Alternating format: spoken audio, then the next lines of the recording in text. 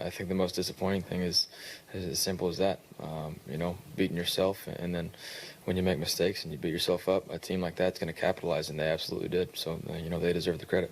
And how do you account for all the miscues, like you said, shooting yourselves in the foot, on various different ways? I don't know. We'll look at the film, whether it's just a lack of focus, or just keeping it simple. We'll see what it is. We'll watch the film, be able to key in on some things and eliminate mistakes. That's what the good teams do, and we need to be able to do that. You talked about finding an identity in Baltimore. Does this leave you searching for it again?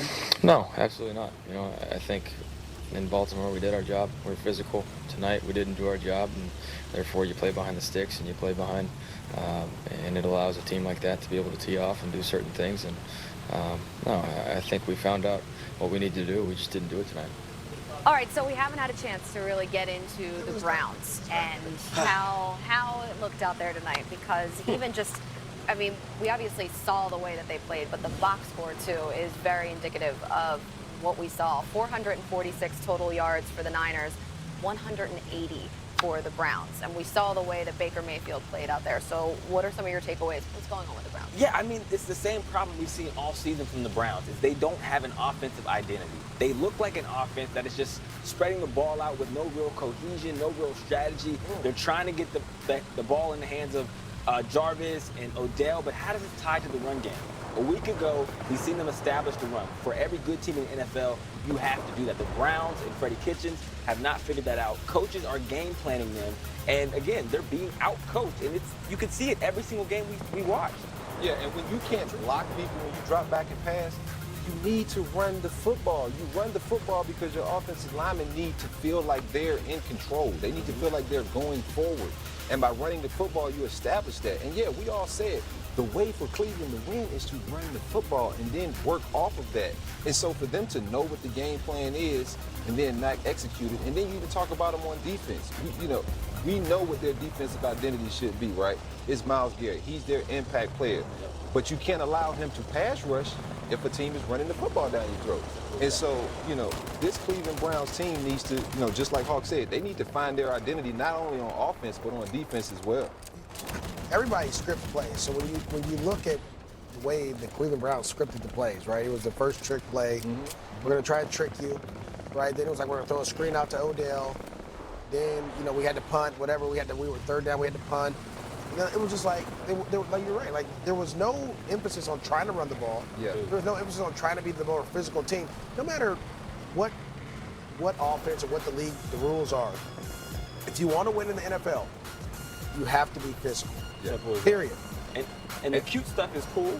I remember when I was on the sideline and we were offensive, we're watching another team. For the first play, you come out with a reverse double throwback pass. We said, we got them. They're desperate. If they got to do all that just to pick up a first, and it's the first play of the First play come of the on, game. man. And that's what I feel like. I feel as though this Browns team is operating like they don't have the weapons they have. Yep. And Keep it simple. You have a lot of talent. I can be the offense coordinator on this team because there's so many weapons. If I can get through to them that, hey, this is our identity and this is what we're hanging our hat on, let's all get behind it. Kyle did it with the San Francisco 49ers. Seattle's doing it with what they're doing, running the football. Quick game? What about some slants? Let's run a couple of slants. Let's run some drive routes. Let's run some concepts here to make it easier on your line and your quarterback to get them in rhythm and get going. For some reason in the NFL, the quick game has gone out the window. No one runs it anymore. And that's what you need to do. San Francisco's defense is not overly complicated. They weren't playing a whole lot. You saw all that cushion Sherman was giving Odell. Yeah. So. Yep, I know. Welcome in, everybody, to NFL Total Access Endgame presented by The General. I'm Colleen Wolfe with Maurice Jones-Drew, Andrew Hawkins, and we got D'Angelo Hall over there on the end. And we got to break down this Monday night affair. Right. The 49ers now 4-0 to start the season, their best start since 1990. This was not great for Nice right there. And George Kittle. So that 22.3, by the way, miles an hour, fastest speed by a ball carrier in the last 2 seasons. Oh, Not he was too running. shabby. Next 49ers drive, 3rd and goal, and Matt Breida, he puts a move on a defender right there, and Jimmy G, he finds him for another touchdown. So he has a rushing touchdown, he has a receiving touchdown, his second multi-touchdown game of his career. Baker Mayfield, not a great night for him. So he had 5 straight games with an interception coming into this game, and there is another right there. Richard Sherman leaping up for the grab. You can see another look here. 5 points to the ball. His 2nd interception of the season. Look at Uncle Sherman teaching them young boys. 2 Browns possessions later, Baker Mayfield tries to escape, but DeForest Buckner there knocks the ball away, and Nick Bosa, he recovers the fumble. The 49ers' 9th takeaway of the season. They were all over Baker all night long. So that was a problem. Now they're trying to figure it out. Odell Williams, he gets the return right there. Oh my gosh, right? I mean, it hit him, and then it came right out of his hands. Okay, so 2 minutes to go here. 49ers leading 14-3, and Tevin Coleman takes the carry and runs it in 19 yards for the score. That zone blocking and running at its finest right there.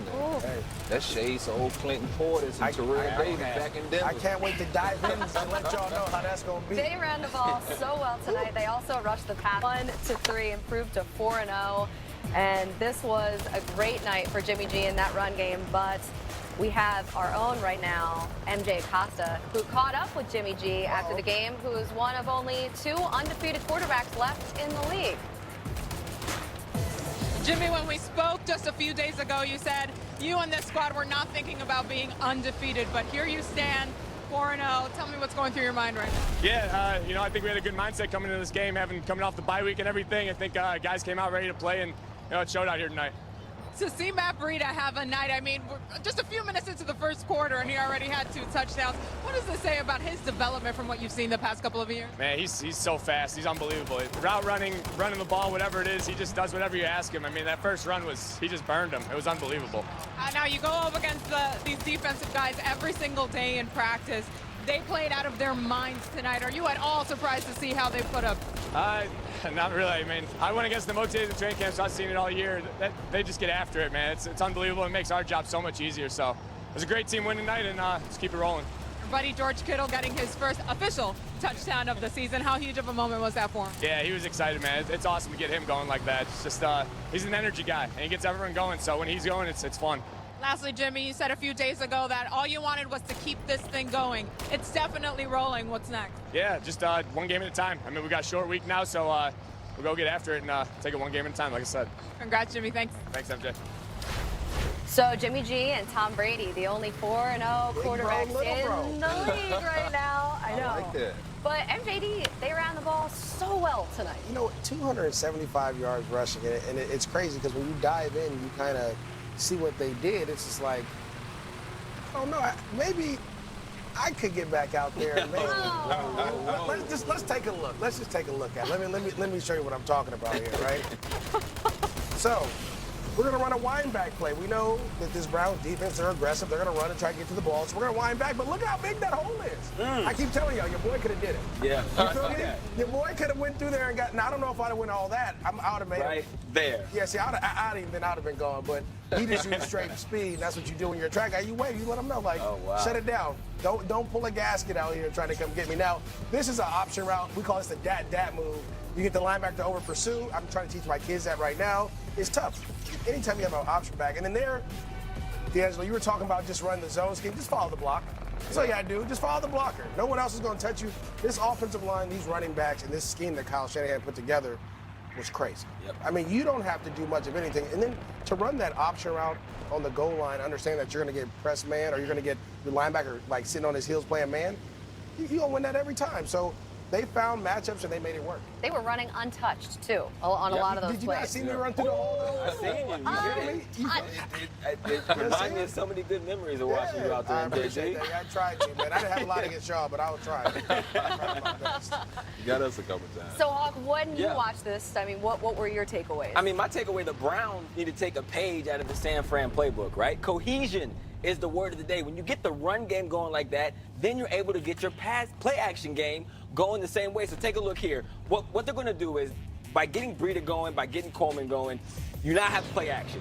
When you run the football this well, the linebackers have to respect it. So what that does is it creates lanes down the field, right? The complementary route falls down, but even still, on the stop route, you see a wide open lane for Jimmy G to complete this pass. A little later in that drive, same thing. Now we're going Coleman off the right side. He picks up the blitz perfectly. Garoppolo still has his pocket. And look at the intermediary passing area. There is nobody back there because everybody is coming up to try to stop the run. What does that do in the red zone? You don't got to do play action anymore. Guys are still creeping up to the line of scrimmage because they think that's what you're going to do. Kittle's right down the middle of the field, not a defender in sight. We're celebrating. San Fran gets it going. You know, any good team plays solid defense and runs the football. Even if Garoppolo doesn't have to pass it all over the field, this is a solid team win, and you can't measure that with an abacus. No, you can't. That's Yeah, for sure. facts. I mean, you can't calculate it either. But what about the defense? Yeah, you talk about this defense playing okay. They're playing lights out. I mean, this to me, you know, I wanted to see this 49ers defense against a talented offensive football team. And it doesn't get much more talented than the weapons the Cleveland Browns have.